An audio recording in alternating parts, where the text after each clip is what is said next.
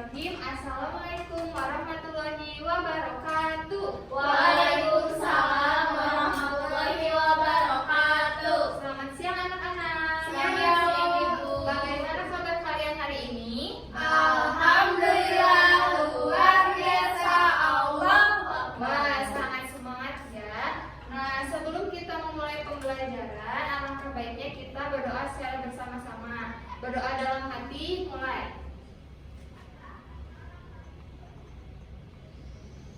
Selesai. Nah, baik anak-anak, Ibu akan memulai pembelajaran kali ini mengenai topik 1, kondisi energi tak terbarukan. Sumber energi pemenuh kebutuhan manusia. Penasaran tidak? Penasaran. Ya. Nah, pada pembelajaran ini ada 4 poin yang harus kita capai. Yang pertama itu mampu memahami sumber-sumber energi tak terbarukan, lalu memahami krisis energi tak terbarukan, lalu mampu mengidentifikasi contoh penggunaan dan penghematan energi tak terbarukan, dan yang terakhir mampu memberikan contoh sumber energi alternatif. Nah, itu 4 poinnya. Nah, sebelumnya Ibu mau bertanya dulu nih, selain cahaya matahari dari luar, nah kira-kira apa yang menyebabkan ruangan kelas ini menjadi cerah? Lampu, Ibu. Iya, karena di sini terdapat lampu ya. Nah, lampu itu bisa menyala karena adanya aliran listrik. Iya, betul, aliran listrik. Nah, kira-kira ada yang tahu nggak mengapa atau kenapa kelas ini bisa ada aliran listriknya? Coba ada yang tahu nggak kira-kira kenapa bisa ya? Di dalam kelas ini ada aliran listriknya? Tahu? Nah, karena di dalam kelas ini sudah dipasang nih, lihat ya, kalian lihat di atas itu banyak sekali kabel-kabel, di bawah juga. Nah, kabel-kabel itu bisa mengalirkan aliran listrik. Nah, listrik yang kita gunakan ini ternyata bersumber dari batu bara. Nah, terakhir coba Ibu mau bertanya kepada kalian, seberapa sering kalian menggunakan listrik? Sering banget. Sering banget ya. Penting gak kira-kira listrik itu? Penting sekali. Ya, coba berikan alasannya. Satu orang deh, siapa yang mau? Kok Ya, apa alasannya? kalau nggak ada listrik nggak ada lampu nanti gelap, Ibu. Ya, betul ya. Listrik itu sangat penting bagi kehidupan kita dalam kehidupan sehari-hari. Contohnya nih di atas ini ada gambar apa nih? AC. Ya, di sini ada AC tidak? Ada. Ya. Nah, AC sendiri itu bisa menyala karena adanya aliran listrik. Nah, selanjutnya yang sebelah sini ada apa? Iya, magic home itu buat apa tuh? Buat nasi. Masak ya, buat memasak nasi. Nah, saat kalian lapar, pasti kalian butuh nasi kan ya? Nah, kalian bisa membuat nasi itu menggunakan rice cooker atau magic home. Gitu ya. Baik, selanjutnya kita akan berjelajah peta sumber energi. Nah, di sini kira-kira ada yang tahu nggak wilayah apa ini? Peta wilayah mana ini? Indonesia. Betul. Iya, negara kita Indonesia. Nah, Indonesia sendiri merupakan negara kepulauan karena banyak sekali pulau-pulau ya, daerahnya itu banyak dipisahkan oleh perairan ya. Nah, di sini kita akan sama-sama menganalisis sumber energi yang dihasilkan di Indonesia. Nah, sebelumnya Ibu bagikan dulu ya LKPD-nya. Oke, kalian beri nama dan juga kelasnya ya.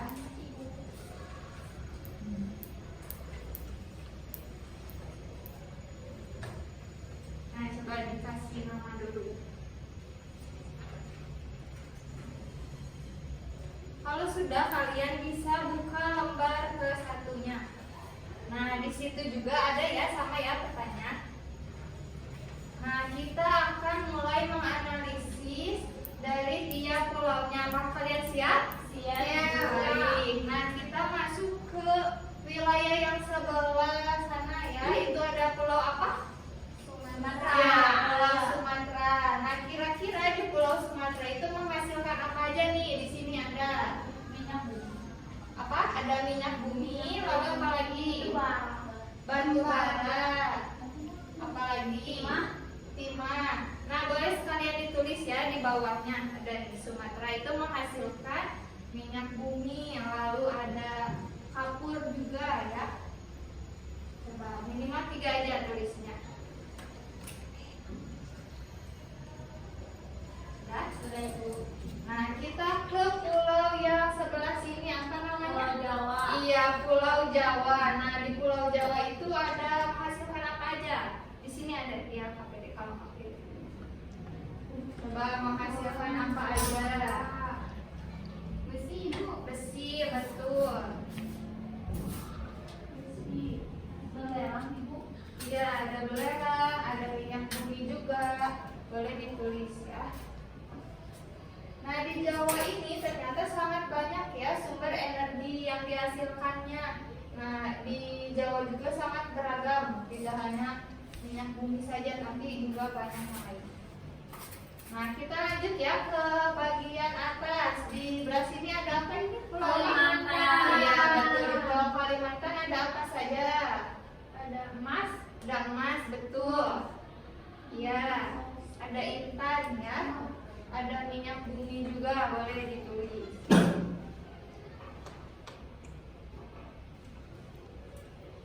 Bisa? Sudah Ibu. Baik, nah kita ke pulau yang berbentuk huruf K, itu pulau apa? Sulawesi. Iya, Sulawesi. Menghasilkan sumber energi apa di Sulawesi? Apa saja? Perunggu. Iya, ada perunggu. Ada besi. Emas. Iya, betul. Boleh dicatat. Sudah? Sudah. Nah, yang terakhir ada Papua dan wilayah timur. Di situ menghasilkan apa saja? Minyak bumi. Iya, betul, minyak bumi. Terus apa lagi nih yang ini? Emas. Iya, Emas, Ibu. ada emas. Ada nikel juga ya. Marmer. Nah, sudah. Sudah Ibu. Nah, jadi kira-kira sumber energi apa yang paling banyak di Indonesia? Minyak Coba. bumi. Iya, betul ya. Jadi Indonesia itu ternyata banyak sekali menghasilkan minyak bumi, khususnya di daerah mana, wilayah mana? Coba tebak. Sumatera. Iya, betul, di Sumatera ya, karena dari ujung ke ujung hampir menghasilkan minyak bumi. Baik. Nah, kita akan lanjut. Boleh dibuka LKPD-nya. Nah, sekarang kita akan melakukan refleksi. Setelah tadi ya kita mengetahui sumber energi yang dihasilkan di Indonesia, kita akan melakukan refleksi. Nah, untuk refleksi ini kalian boleh jawab di bawah. Di situ ada 3 nomor ya. Ibu beri waktu 2 menit cukup? Cukup ya? Cukup. Oh, boleh.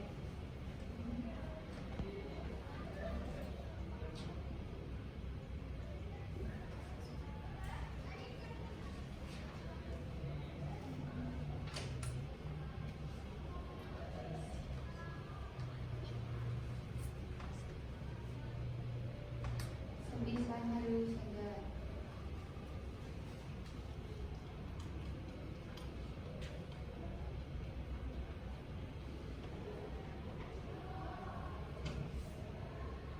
Nah, coba kita bahas dulu deh yang nomor 1. Apa itu sumber energi? Ada yang tahu? Ada yang sudah dijawab belum? Sumber energi itu apa? Belum ya. Coba Ibu beritahu saja ya. Jadi sumber energi itu segala sesuatu yang bisa menghasilkan energi. Nah, sumber energi itu dibagi menjadi 2. Ada sumber energi dapat diperbaharui dan tidak dapat diperbaharui. Lalu bagaimana jika sumber energi yang kita gunakan itu menipis? Coba ada yang tahu? Ada yang tahu tidak? Tidak bisa menggunakan listrik. Iya, betul. Terus apa lagi? Kita juga kesusahan. Iya, karena sumber energi itu sangat kita butuhkan ya dalam kehidupan sehari-hari. Nah, kalau misalkan menipis, pasti kebutuhan manusia itu tidak lagi terpenuhi. Nah, terakhir, lalu apa yang harus kita lakukan agar sumber energi itu tidak habis? Melakukan penghematan. Betul, melakukan penghematan. Ada lagi? Ya, betul ya. Jadi kita itu harus melakukan penghematan dan melakukan kegiatan yang bisa mendukung keberlangsungan sumber energi. Nah, baik ya. kita masuk ke konsep 1. Nah, sebelum masuk ke konsep 1, kita akan bermain games terlebih dahulu. Boleh disimpan. Nah, di sini Ibu akan bermain namanya putar sentuh. Nah, kalian boleh berdiri. Berdiri di depan Ibu. Iya, boleh di depan. Nah, nama gamenya itu putar sentuh ya. Jadi kalian melihat Ibu, coba telunjuknya diangkat dulu deh. Satu aja. Nah, nanti diputar-putar. Terus nanti kalau misalkan Ibu bilang sentuh apa, kalian baru sentuh ya. Ya, Baik, Ibu siap. oke, coba acungkan. Putar. Sentuh hidung. Iya. Lagi putar lagi. Sentuh kepala. Ya, terakhir putar. Sentuh papan. Oke, boleh duduk kembali ya. Boleh duduk lagi. Terima kasih. Nah, kita masuk ke konsep 1 ya. Tadi sudah dijelaskan bahwa sumber energi itu dibagi menjadi 2. Ada sumber energi terbarukan dan tak terbarukan. Nah, di sini ada sumber energi tak terbarukan. Itu adalah sumber energi yang ketersediaannya terbatas dan suatu saat itu bakal habis ya. Suatu saat nanti bakal habis. Nah, di sini ada poster. Coba kira-kira isi dari posternya itu tentang apa? Coba boleh dibaca dulu. Setiap langkah kecil mengarah ke perubahan besar. Mari gunakan sumber energi yang sudah bumi berikan dengan sebaik mungkin. Nah, jadi kita di bumi itu sudah menghasilkan atau menyediakan sumber energi. Nah, pemerintah juga melalui pasal 33 Undang-Undang Dasar itu sangat melindungi sumber energi di Indonesia. Nah, kita sebagai masyarakat Indonesia harus memanfaatkan sumber energi yang sudah disediakan dengan sebaik mungkin demi kemakmuran masyarakat di Indonesia. Nah, Indonesia sendiri sangat bergantung ya pada sumber energi terbarukan. Di sini ada data bahwa Indonesia menggunakan minyak bumi sebanyak 46%, lalu ada gas bumi sebanyak 18% dan batu bara sebesar 31%. Nah, jadi di Indonesia sendiri penggunaan sumber energi terbarukannya itu yang paling banyak menggunakan minyak bumi, lalu ada gas bumi dan batu bara. Itu ketiga sumber energi terbarukan itu sangat sering digunakan di Indonesia.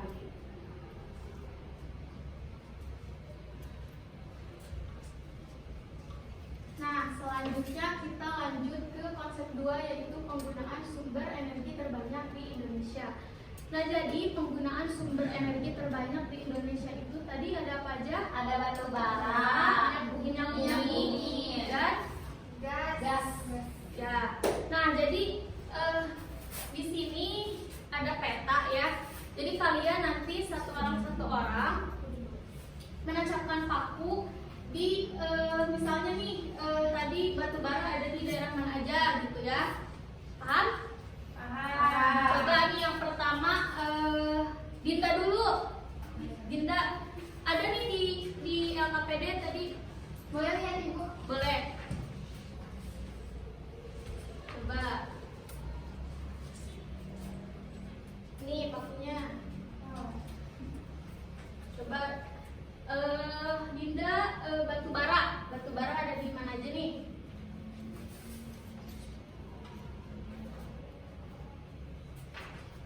Batu bara Ibu, Ya. batu bara ada di sini. Terus ada di Kalimantan. Udah? Oke, terima kasih Dinda, boleh duduk lagi. Selanjutnya minyak bumi. Coba Alfia. Minyak bumi ada di wilayah mana aja?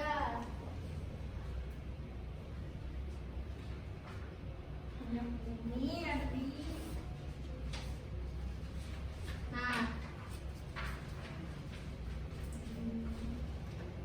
Sumatera. Ya, Sumatera. Terus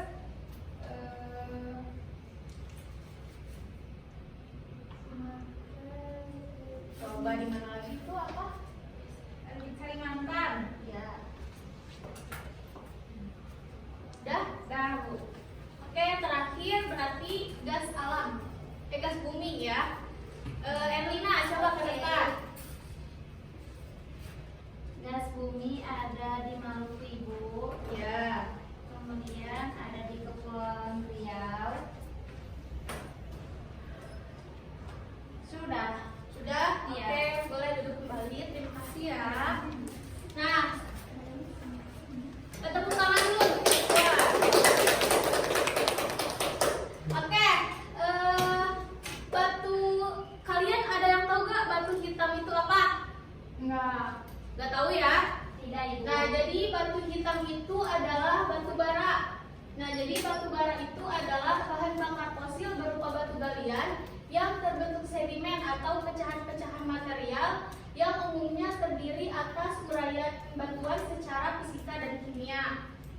Nah, sedimen ini merupakan hasil pembusukan tumbuhan ratusan juta tahun lalu yang berlangsung secara biokimia, kimia, dan fisika.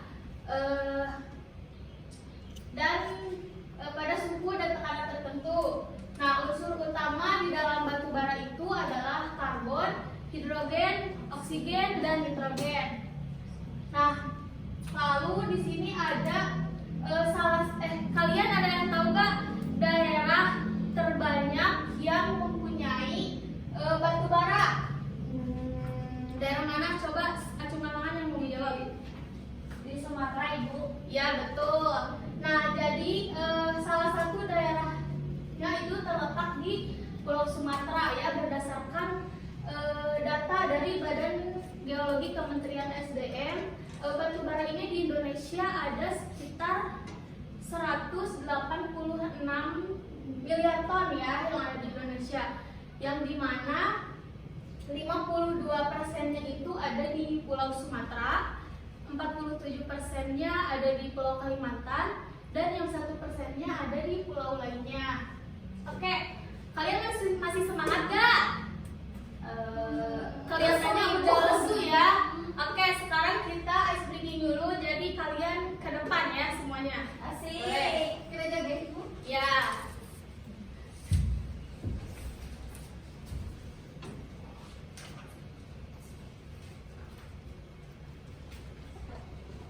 Ya. Oke, kita mulai. Sebentar ya, loading. Ikutin, Ibu. Ya, ikutin.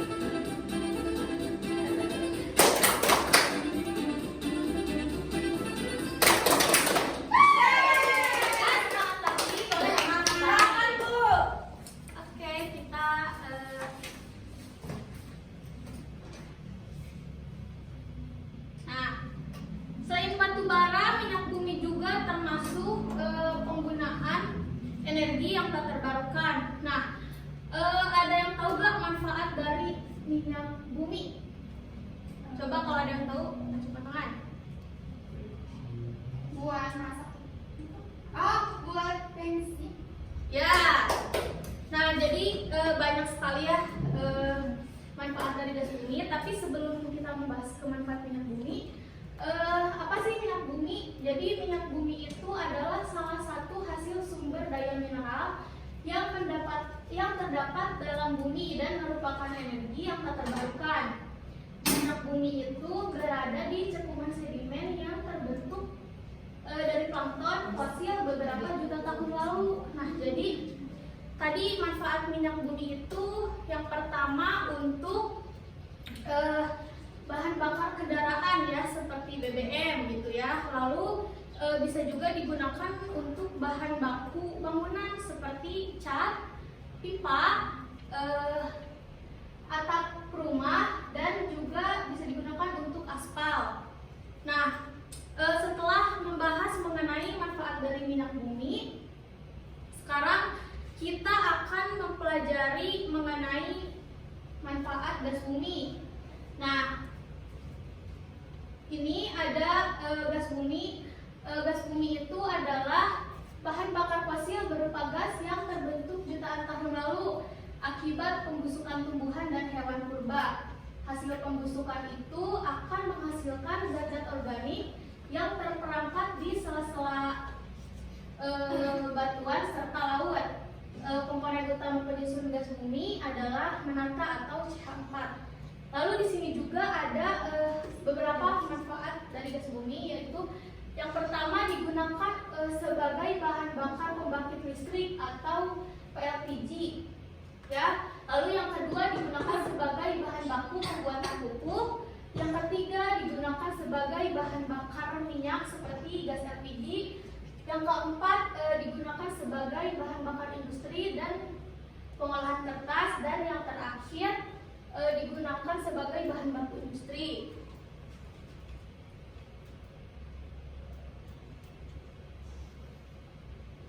Oke, selanjutnya konsep ketiga yaitu ancaman krisis energi di Indonesia. Coba ada yang tahu gak apa arti dari krisis?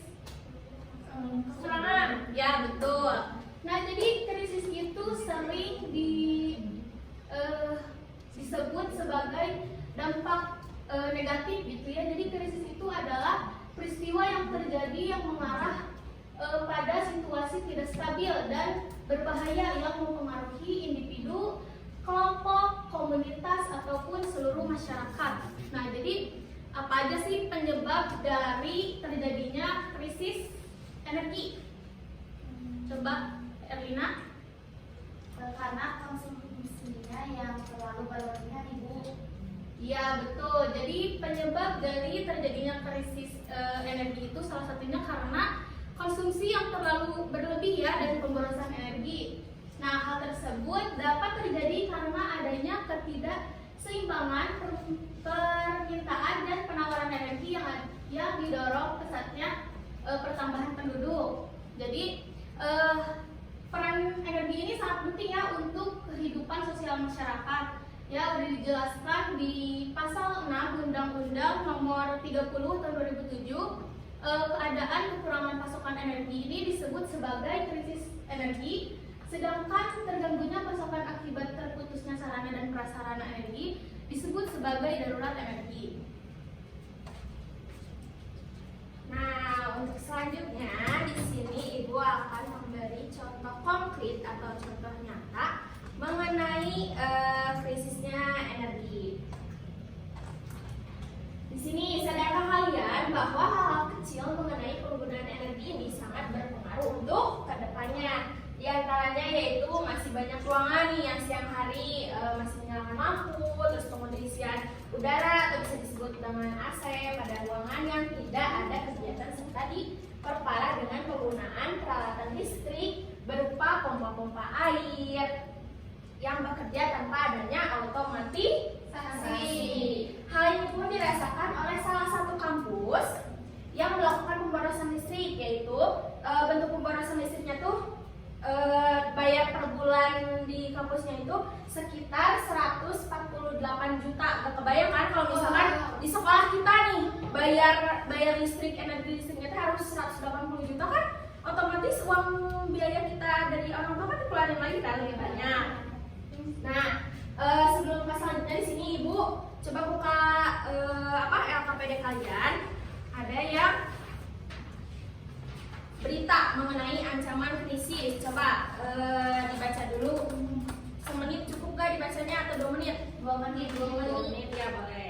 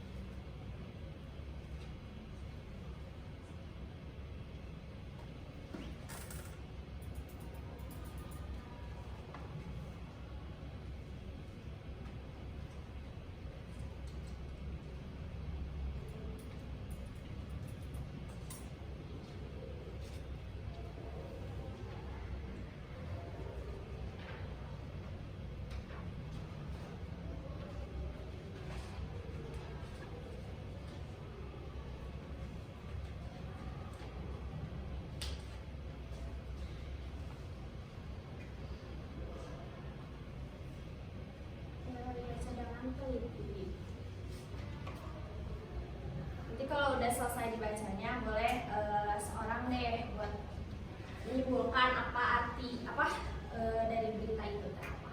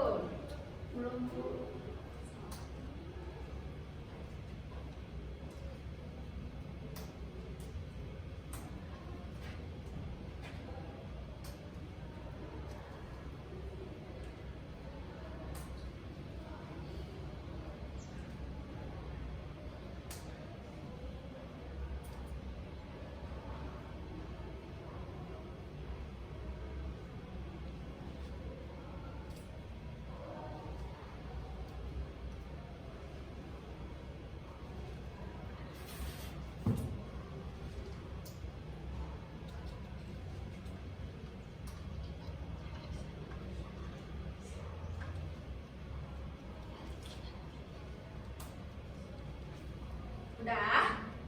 Udah ya. Coba siapa yang berani maju ke depan buat menyimpulkan?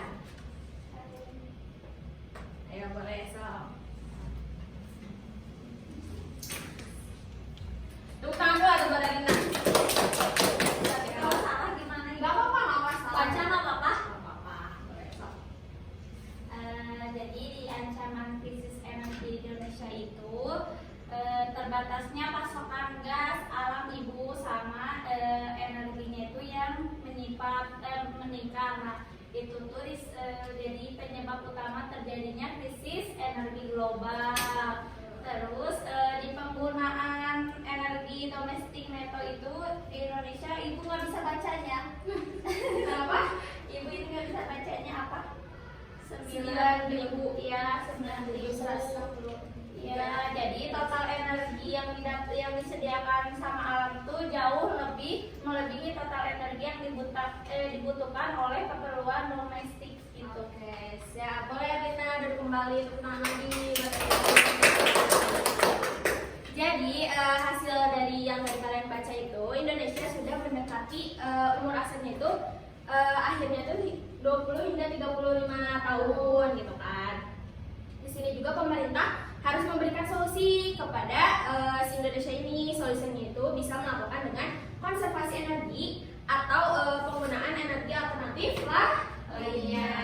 Oke, kita lanjut ke konsep keempat.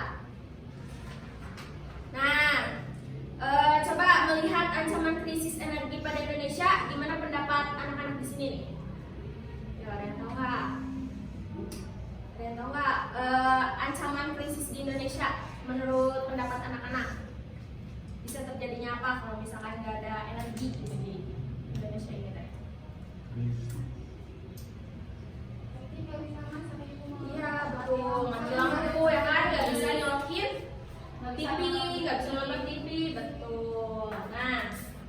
Nah, kita lanjut ke konsep keempat, yaitu mengenai konservasi energi sebagai cara menghemat energi. Setelah mengetahui hal tersebut, tentunya kita harus sadar bahwa sumber energi ini jika digunakan terus-menerus akan habis.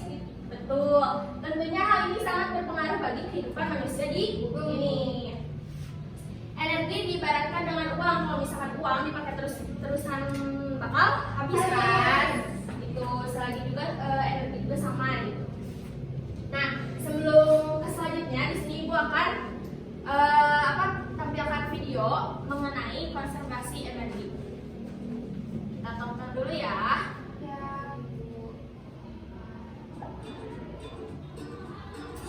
Tahukah sobat energi tentang konservasi energi?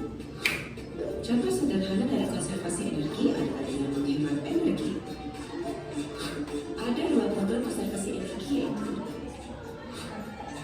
diversifikasi energi dilakukan dengan memanfaatkan energi baru dan terbarukan, dan efisiensi energi antara lain melalui program potong 10%. Program efisiensi energi di sektor industri, program standarisasi data dalam hemat energi, makin banyak bintang, makin hemat. Juga program di sektor publik dengan pembangunan PJU yang menghemat 6,05 GWh per tahun. Kita pun bisa menghemat energi dengan langkah mudah 3M, mematikan, mencabut, mengatur. Indonesia butuh kamu untuk mencapai target konservasi energi. Yuk mulai hemat energi dari sekarang. Nah, jadi salah satu upaya yang bisa kita lakukan ini dengan menerapkan atau mengimplementasikan konservasi energi gitu. Kita lanjut ya.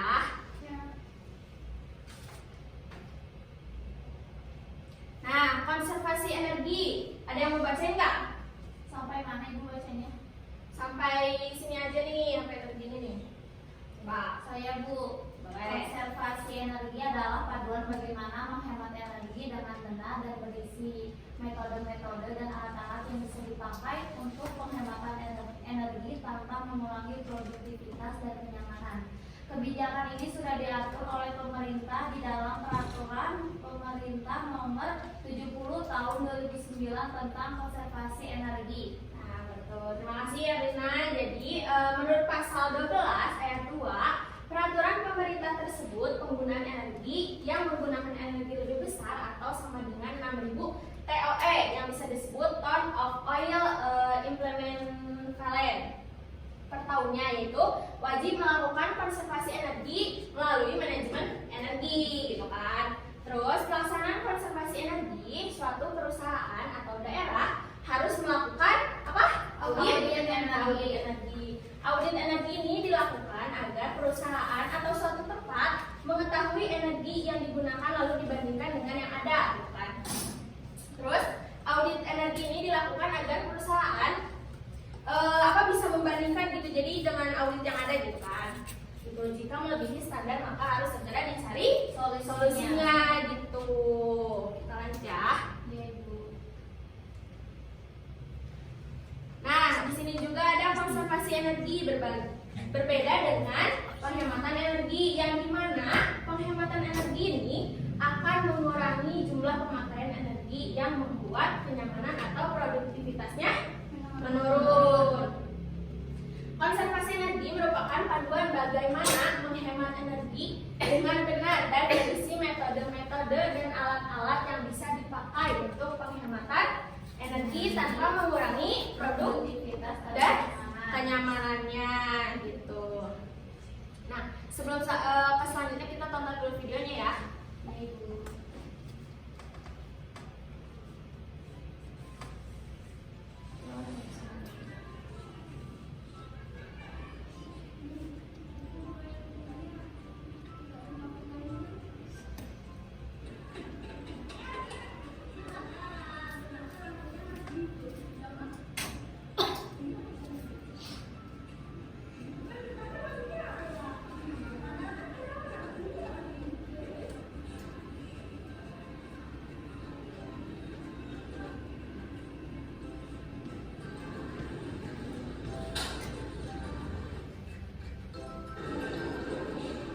Nah,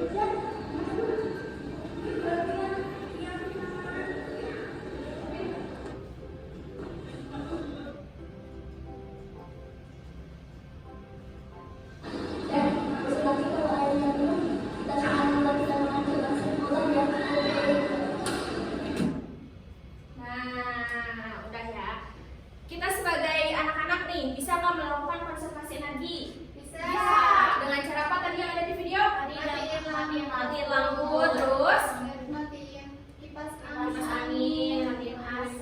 Ya. Jadi kalau misalkan matiin AC terus nanti kan biasanya AC itu suka ada keluar airnya kan? Nah, airnya itu bisa dipakai untuk Menyiram tanaman gitu. Tapi di Indonesia ini masih jarang dilakukan adanya konservasi energi. Kenapa? Karena implementasi energi di Indonesia ini sangat kurang gitu. Nah, kita sebagai seorang pelajar itu harus bisa melakukan konservasi energi gitu. Kalian udah pada ini ya tuh, ada yang ngantuk kan?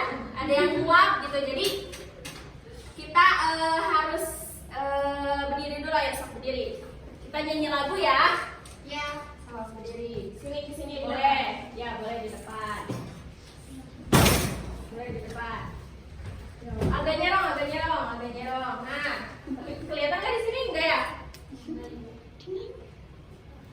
So, kelihatan. Nah. Sambil gerak, semangat. Ayo kawan, kita bersama menghemat listrik di rumah kita. Matikan lampu di siang hari, pakailah lampu hemat energi. Buka, buka, buka jendela, cahaya masuk udara segar. Mati, mati, matikan listrik, matikan jika tak digunakan. Jika selesai mengisi baterai, lepaskan alat dari stop kontak. Gunakan alat berdaya kecil, lepaskan kabel jika selesai. Hemat, hemat, hematlah listrik, menghemat listrik, hemat energi.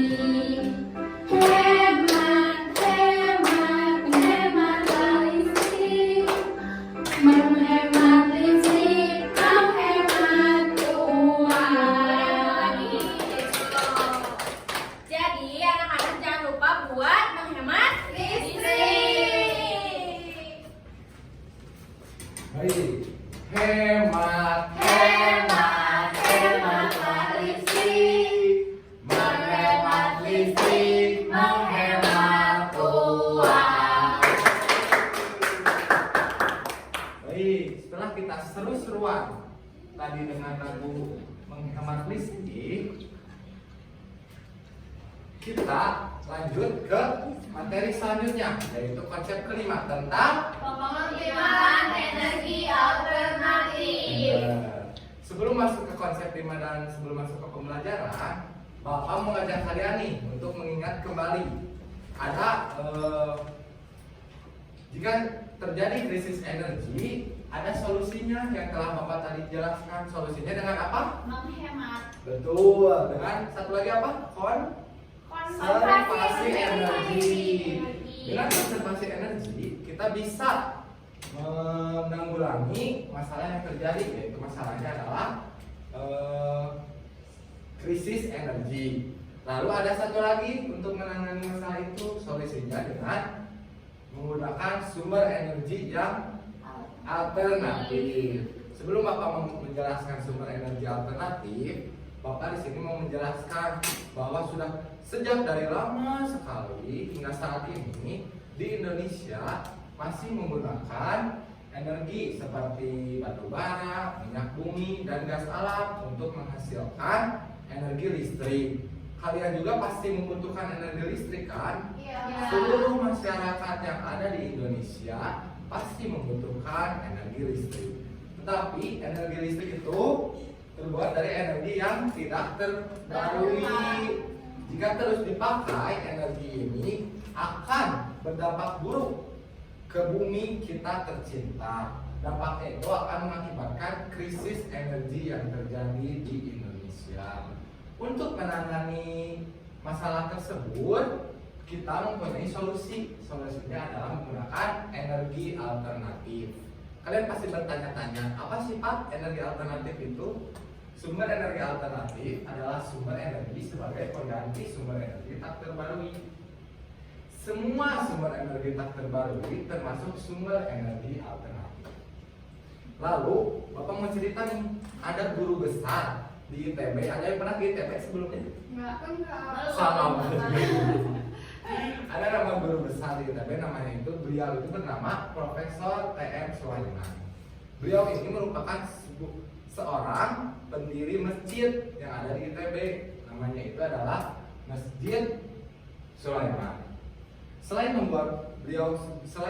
pendiri sebuah masjid, beliau juga membuat diagram konversi energi, yaitu dengan membagi bahwa sumber asal utama energi dibagi menjadi 3. Yang pertama adalah matahari, yang kedua adalah magma bumi, dan yang ketiga adalah air. Jadi beliau ini membuat diagram yang di dalamnya berisikan tentang sumber asal utama energi. Itu ada 3 apa ya? Matahari, magma bumi, dan nuklir. Lalu ada potensi dari alam yang bisa dijadikan sebagai sumber energi alternatif. Apa itu? Matahari. Betul, matahari bisa dijadikan sebagai sumber energi alternatif. Indonesia merupakan negara yang terletak di daerah yang tropis, sehingga Indonesia mempunyai karakteristik cahaya matahari yang baik. Energi matahari pun menjadi energi yang tersedia dengan jumlah yang sangat besar di Indonesia. Jadi kita harus patut berbangga ya, bisa dilahirkan di Indonesia, bisa hidup di Indonesia yang berada di daerah yang tropis ini. Baik, Bapak lanjutkan ya. Sekarang kita akan membahas tentang energi listrik tenaga surya. Energi panas matahari sangat melimpah di daerah iklim tropis seperti di Indonesia ini yang telah Bapak jelaskan tadi. Karena wilayah tersebut akan disinari matahari sepanjang tahun, sehingga pemanfaatan energi matahari ini sangat berpotensi jika digunakan sebagai energi alternatif di negara kita tercinta apa? Indonesia. Energi matahari dapat menghasilkan daya hingga 156.486 megawatt. Jumlah yang sangat besar kan jika dibandingkan dengan sumber energi tak terbarukan yang lainnya. Terus kalian pasti bertanya-tanya kan, bagaimana caranya energi panas matahari bisa menjadi energi listrik? Kalian pasti bertanya-tanya kan? Iya. Caranya adalah menggunakan alat yang bernama panel surya. Jadi alat ini tuh bisa membuat energi panas matahari bisa menjadi listrik yang kalian bisa pakai sehari-hari. Bagaimana cara membuatnya? Bapak akan jelaskan cara membuatnya. Pertama-tama, kalian harus memasang rangka besi di atap rumah. Tetapi di atap rumah itu yang terpapar sinar matahari yang bagus ya. Jangan disembunyiin, gak akan masuk dong sinar mataharinya. Setelah itu, kalian harus memasang dudukan panel suryanya. Setelah memasang dudukan panel suryanya, kalian tinggal memasang panel suryanya. Lalu panel surya tersebut dihubungkan ke inverter. Kalian pasti ada yang tahu inverter itu apa? Pasti nggak tahu kan? Bapak kasih tahu. Jadi inverter itu adalah sebuah alat untuk mengubah arah arus searah atau DC menjadi arah arus bolak-balik atau AC. Lalu inverter ini harus dihubungkan ke sistem listrik yang ada di rumah kalian masing-masing, dan kalian bisa menikmati listrik dari sinar matahari. Wow. Keren kan? Di sini Bapak ada contoh lagi video. Mari kita simak baik-baik.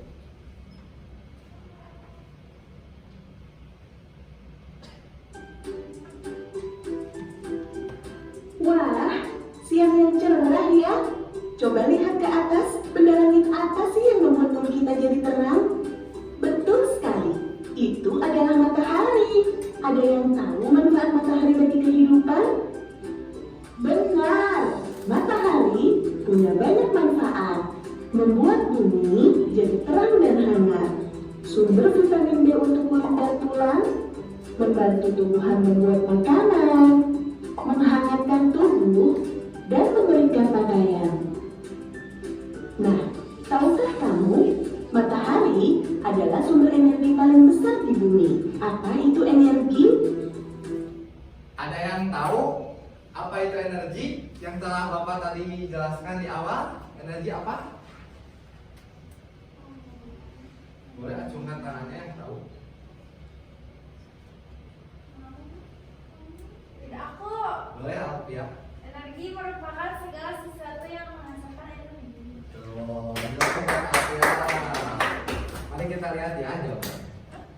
Energi merupakan kekuatan yang digunakan untuk melakukan berbagai kegiatan. Wah, kalau begitu, matahari bisa digunakan untuk apa lagi sih? Ternyata, matahari bisa menyalakan lampu jalanan dan barang-barang elektronik di rumah loh. Kok bisa ya? Mungkin selama ini kamu tahu kalau sumber energi di rumah kita berasal dari fosil yang gak ramah lingkungan. Misalnya minyak bumi, gas alam, dan batu bara. Energi fosil bisa menyebabkan polusi yang merusak lingkungan loh, seperti banjir, kebakaran hutan, dan masalah kesehatan. Sementara matahari merupakan sumber energi yang bersih dan ramah lingkungan. Memangnya gimana sih cara mengubah matahari menjadi sumber energi? Ada yang bisa jawab bagaimana bisa merubah energi matahari menjadi energi listrik? Dengan panel surya. Betul, terima kasih. Lanjutkan videonya. Lewat teknologi bernama panel surya dengan sistem fotovoltaik. Nah, panel surya hanya akan bekerja selama matahari bersinar dari pagi hingga sore hari. Selanjutnya, panel surya akan menyerap sinar matahari dan mengubahnya jadi arus listrik. Energi listrik yang dihasilkan oleh panel surya akan disalurkan melalui inverter, lalu diubah menjadi energi siap pakai untuk menyalakan berbagai alat elektronik di rumah, seperti menyalakan lampu, cas handphone, dan menyalakan AC. Supaya hasilnya bagus, panel surya harus ditempatkan di area yang paling banyak terkena sinar matahari, seperti atap, lapangan luas, halaman terbuka, lampu jalan, dan danau. Terus selama ini, panel surya sudah dipasang di mana saja ya? Ternyata panel surya sudah banyak mulai dipasang di mall, rumah, sekolah, gedung olahraga, taman bermain, dan kantor. Banyak kan bangunan yang sudah memakai panel surya? Kira-kira kenapa sih kita harus pakai panel surya? Ada yang tahu dari pertanyaan ini? Kira-kira kenapa kita harus menggunakan panel surya? Biar lebih menghemat. Betul, salah satunya itu. Mari kita simak jawabannya ya. Jadi, kalau dibandingkan dengan sumber energi fosil yang bisa mencemari lingkungan, panel surya termasuk sumber energi yang alami dan bersih, ramah lingkungan, hemat biaya, dan berteknologi tinggi. Yang lebih keren lagi, kamu bisa loh melihat kinerja panel surya hanya dari HP dimanapun kamu berada. Jadi, kamu pilih sumber energi yang kotor atau sumber energi yang Yang mana yang kotor apa sih? Energi yang ramah lingkungan kan? Yuk, jaga lingkungan kita dari kerusakan dengan mengajak orang tuamu untuk menggunakan panel surya. Ingat matahari, ingat panel surya. Baik. Apa tadi katanya? Ingat matahari, Ingat panel surya. Jadi kesimpulan dari pembelajaran kali ini, di Indonesia ada krisis energi, terjadinya krisis energi. Cara menanggulanginya atau solusinya yaitu dengan cara menggunakan energi alternatif salah satu energi alternatif yang sangat cocok diterapkan di Indonesia adalah menggunakan panel surya yang bisa menghasilkan listrik dari tenaga dari panas matahari. Selanjutnya,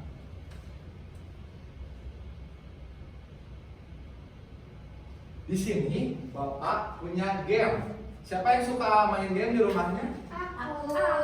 Pasti akan seru sekali bermain game bersama Bapak. Di sini berisikan game, berisikan tentang energi alternatif ataupun energi yang tak terbaharui yang ada di Indonesia. Mari kita start saja ya.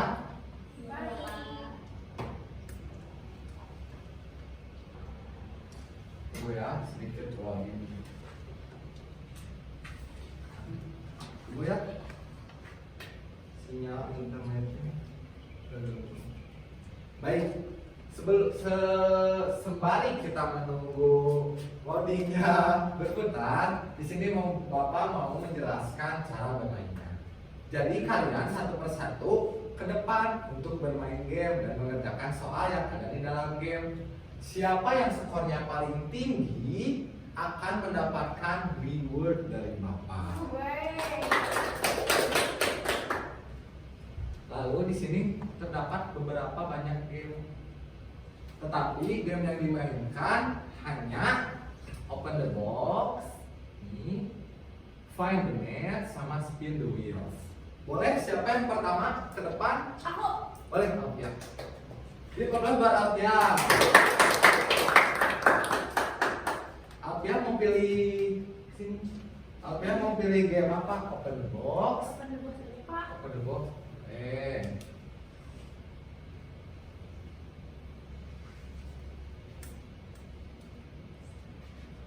Boleh langsung. Internetnya sedikit gangguan.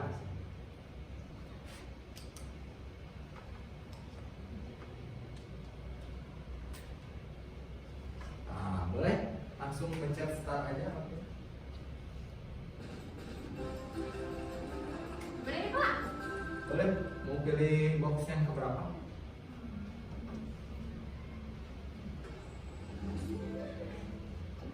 Boleh dibacain soalnya? Energi tak terbarukan yang banyak dimanfaatkan di Indonesia pada tahun 2006 adalah Adalah yang berapa? energi. Kita lihat.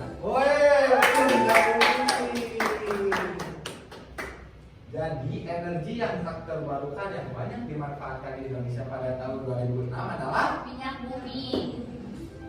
boleh? Nilai peran pemerintah dalam upaya pengamatan energi yaitu Itu apa? krisis. Oh, salah. Gak apa-apa, gak apa-apa. Coba Pak. satu soal lagi. Semua benda yang dapat menghasilkan satu energi disebut Apa? Betul. Boleh deh satu soal lagi. Boleh pilih salah satu. daerah penghasil batu bara terbanyak Sumatera. Jadi Alfia berhasil mengerjakan 3 soal yang benar. Boleh Alfia duduk lagi. Di plus buat Alfia.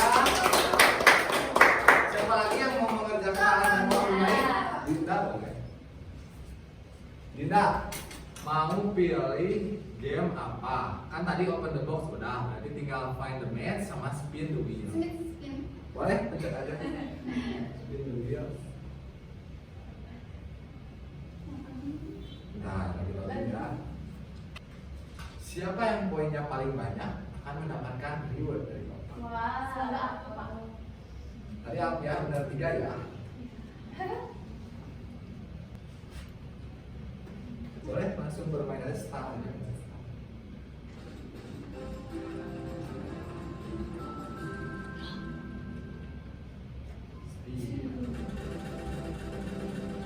Nanti dibacain ya pertanyaannya. Kebijakan yang dikeluarkan pemerintah dalam upaya penghematan energi Adalah ini konservasi energi. betul. Lagi Dinda. soal lagi ya. Kalau 3 soalnya benar, Dinda akan mendapatkan reward.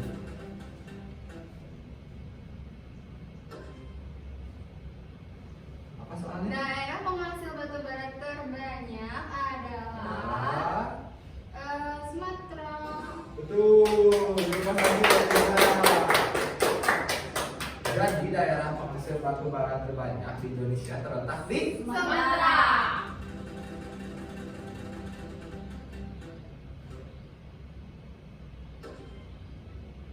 Dibacain soalnya. Salah satu sumber energi alternatif adalah Alternatif yang tadi Bapak telah jelaskan adalah panas. Salah. Jawabannya benar adalah matahari. Satu soal lagi ya.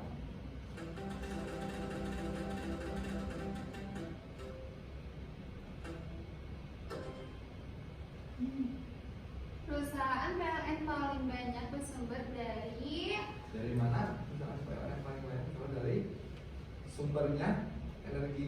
ini. Betul.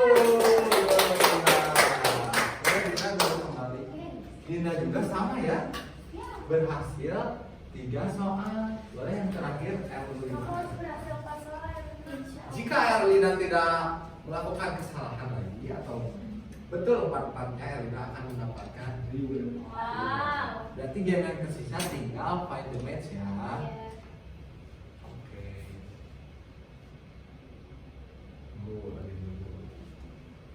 Semangat ya Erlina Semangat dong Pak. agar bisa mendapatkan reward.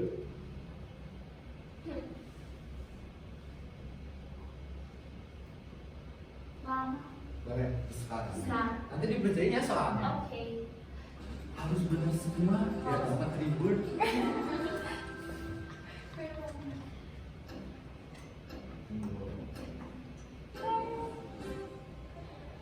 Boleh dibacain soalnya? Energi tak terbarukan juga bisa disebut dengan energi Energi apa? Energi tak terbarukan juga bisa disebut energi. fosil, Bapak. Betul.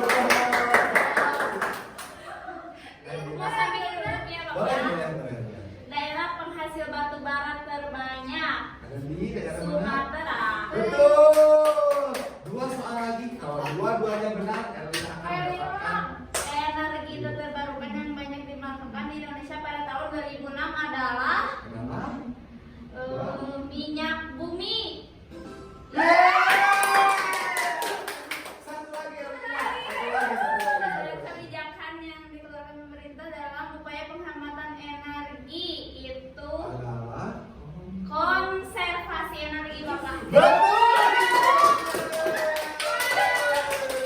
Erlina dapat reward dari Bapak ya.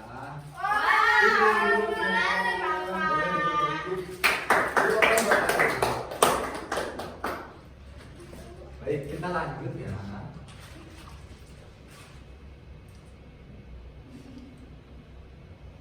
Gimana perasaan kalian setelah mengerjakan game ini?